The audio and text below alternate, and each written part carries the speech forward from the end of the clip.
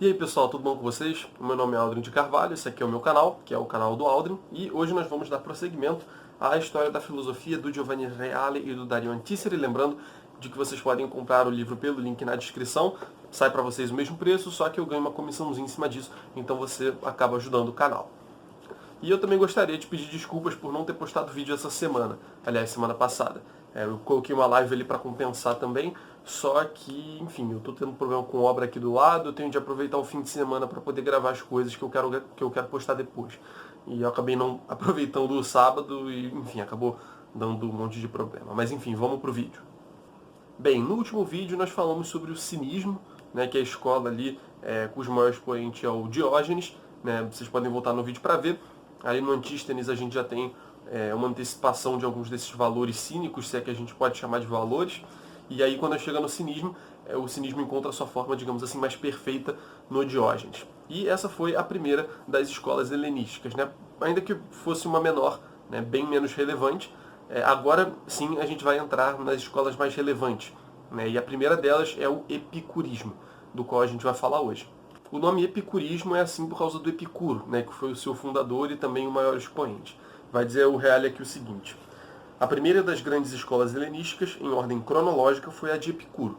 Então ele não coloca do cinismo como uma escola tão grande assim. De fato, o epicurismo vai ter um desenvolvimento muito maior, né? Vai ter uma teoria muito mais robusta também. Essa escola surgiu em Atenas por volta do fim do século IV a.C., provavelmente em 307 e 306. E ele fala de Epicuro aqui também. Epicuro nasceu em Samos em 341 a.C. sempre, e já havia ensinado em Colophon, Mitilene e Lampsaco. E aí depois a escola migrou para Atenas, onde ele encontrou vários desafios ali, né? Porque ele teve, digamos assim, que competir com o Perípato, né, a escola do Aristóteles, e a Academia Platônica também. E aí, segundo Reale, esse advento do epicurismo ali em Atenas começou a causar uma revolução espiritual. O Reale gosta desse termo, revolução espiritual, mas acabou realmente fazendo uma mudança de paradigma ali, de como a gente viu o homem, como a gente viu o cosmos e assim por diante. Epicuro compreendera que tinha algo de novo a dizer, algo que em si mesmo tinha futuro, ao passo que as escolas de Platão e Aristóteles agora possuíam apenas quase que só passado. Então a gente lembra aqui do penúltimo vídeo, em que a gente introduziu a era helenística. Né? A gente vê que existe uma mudança de interesse, né? Uma mudança de concepção do homem, derivada principalmente da ideia de que a polis não existe mais ou é quase irrelevante. Né? Várias éticas e várias teorias políticas estavam centradas no estudo da polis e visavam uma certa aplicação na polis. E uma vez que a polis foi suprimida e o império tomou aquele lugar, né, aquele espaço de poder, né, você não mais elege o seu governante, então esse tipo de interesse acabou sumindo, né, naturalmente. E aí os escritos de Platão e de Aristóteles acabaram ficando para trás, porque a ética deles todas tinham, de certa forma, uma inclinação a uma aplicação na polis, né? Você vê a política sempre como aquela arte que dignifica o homem, né? E aqui na era helenística agora a gente vai ter uma desvalorização muito grande da política. E o Epicuro é mais um desses, né? Que chega aí na época helenística querendo propor uma nova concepção do homem. E diferente do cinismo, o Epicuro ele vai inclusive propor uma física, né? Toda uma teoria sobre a realidade e tal. Então aí a gente até começa a entender por que o epicurismo já é considerado uma grande tradição helenística, ao contrário do cinismo. Né? Aqui a gente vai ver uma teoria mais metafísica, mais ontológica, digamos assim. Né? E, enfim, a gente vai falar disso depois. Mas aí não só alguns dos temas tratados por Platão e Aristóteles nos seus escritos foram ficando um pouco obsoletos por causa de toda essa questão política do Império Macedônico e tudo mais, das quais a gente já falou no outro vídeo, também os próprios discípulos do Platão e do Aristóteles, como a gente chegou a ver também nos outros vídeos, no vídeo sobre os discípulos de Platão e no vídeo sobre o destino das obras do Aristóteles, eles parece que não levaram adiante o legado da melhor forma possível, né, o legado de seus mestres. Eles distorceram algumas coisas, alguns não souberam entender de fato o que se passava ali no pensamento dos seus mestres, então isso acabou comprometendo muito a escola de Platão e de Aristóteles, e isso acabou cedendo espaço para que o epicurismo aparecesse e tivesse um florescimento muito mais tranquilo. E ele fala aqui que o próprio lugar escolhido por Epicuro para a sua escola é a expressão da novidade revolucionária do seu pensamento. não é uma palestra, né, que é símbolo da Grécia clássica, mas um prédio com um jardim, que era mais um horto nos subúrbios de Atenas. Então, o Epicuro ensinava num jardim. E essa coisa do jardim é interessante porque isso denota um afastamento da cidade, né? Um ambiente completamente diferente, livre daquele tumulto e tudo mais. O Hélio vai falar aqui que o jardim estava longe do tumulto da vida pública cotidiana e próximo do silêncio do campo. Aquele silêncio e aquele campo que não diziam nada para as filosofias clássicas, mas que revestiam de grande importância para a nova sensibilidade helenística. Então, o homem não mais voltado para a polis, o campo, né, o jardim, de certa forma, ele expressa um pouco essa independência, né, essa paz que é gerada quando a gente se afasta dos assuntos públicos.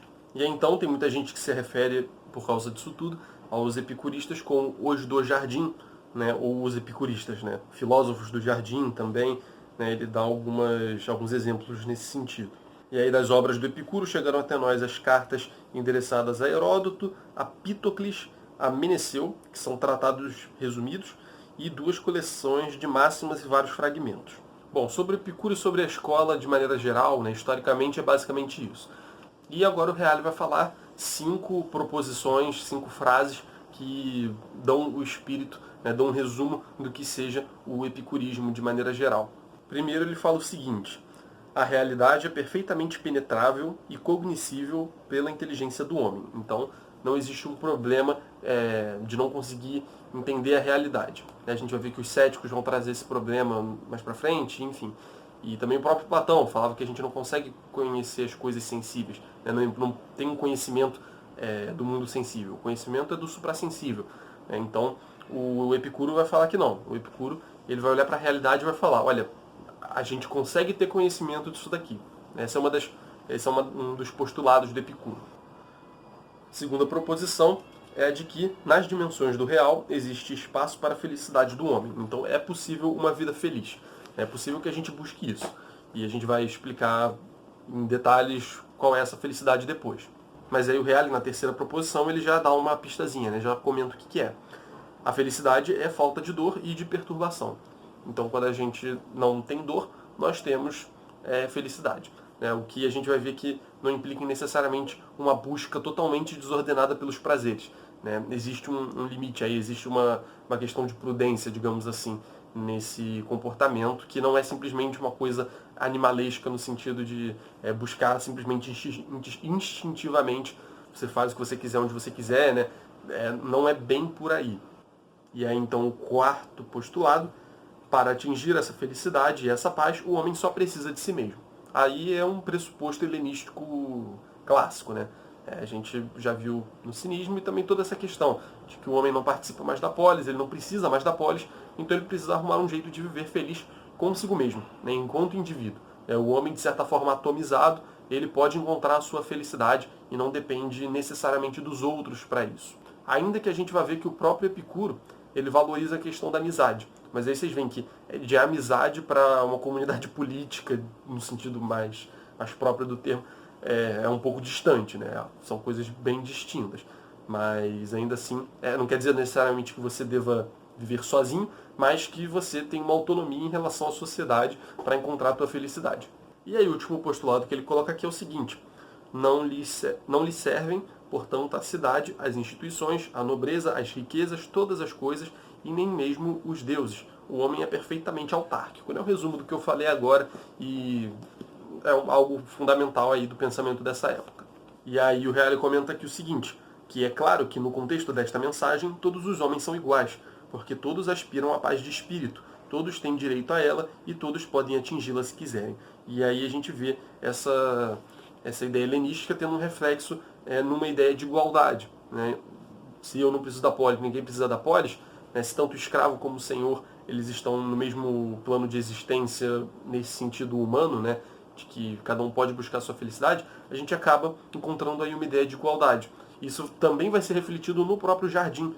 Né? O jardim é a escola do Epicuro.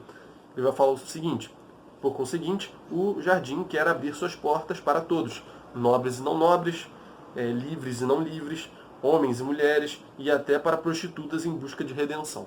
Então é algo bem inclusivo. Né? A escola do Epicuro ela tem essa vocação de ser aberta a todo mundo. E aí, já entrando na primeira coisa que ele vai falar, que a gente vai falar no próximo vídeo,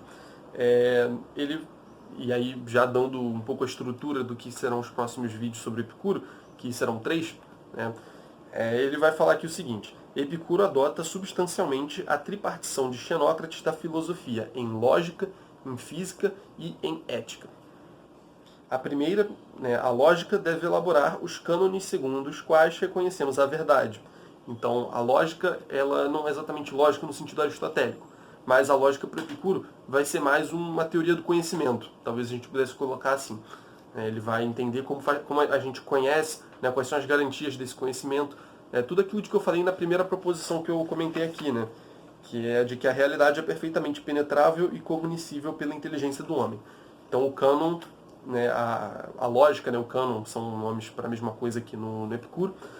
A lógica do Epicuro, ela vai servir exatamente para justificar essa ideia de que a gente pode conhecer a realidade, de como isso acontece e como é que a gente argumenta a favor disso. Em seguida, a segunda, né, que é a física, estuda a constituição do real, então a estrutura da realidade. A gente vai ver que não existe uma metafísica aqui, porque ele não considera nada além da própria matéria. Ele vai ter uma afinidade muito grande com os atomistas, né, isso vai ser explorado bastante no outro vídeo, né, sem ser o próximo, o outro. Vamos falar no próximo vídeo da lógica, no outro vídeo da física, né, que como eu acabei de dizer, ele não tem uma metafísica, ele tem uma doutrina materialista nesse sentido.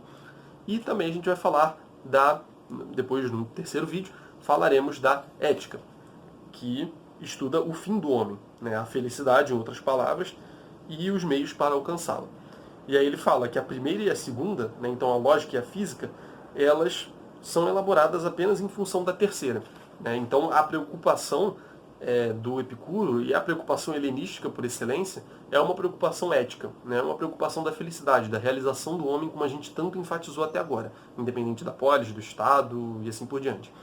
Então a gente acaba tendo de entender como se dá a lógica e como se dá o conhecimento, em outras palavras, e como se dá o mundo físico, né, o mundo que está ao nosso redor, exatamente em função de uma preocupação ética, para justificar e tentar entender melhor como deve ser a conduta do homem, né, o que o homem sente, o que o homem deve fazer com as sensações, né, o que o homem deve fazer para ser melhor, né, o que é ser melhor, e assim por diante.